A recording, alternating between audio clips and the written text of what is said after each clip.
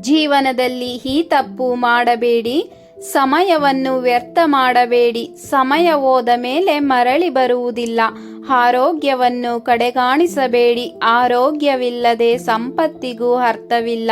ಸಂಬಂಧಗಳನ್ನು ಹಾಳು ಮಾಡಬೇಡಿ. ಒಮ್ಮೆ ಹೊಡೆದ ಹೃದಯ ಸುಲಭವಾಗಿ ಜೋಡಿಸಿಕೊಳ್ಳದು. ಸ್ವತಃ ನಿಮ್ಮನ್ನು ಇತರರೊಂದಿಗೆ ಹೋಲಿಸಬೇಡಿ.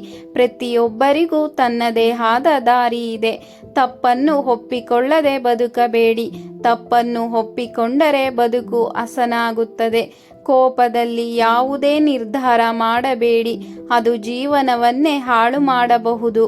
ಅಹಂಕಾರವನ್ನು ಬೆಳೆಸಬೇಡಿ. ಅಹಂಕಾರದಿಂದ ಗೆಳೆಯರೂ ದೂರವಾಗುತ್ತಾರೆ.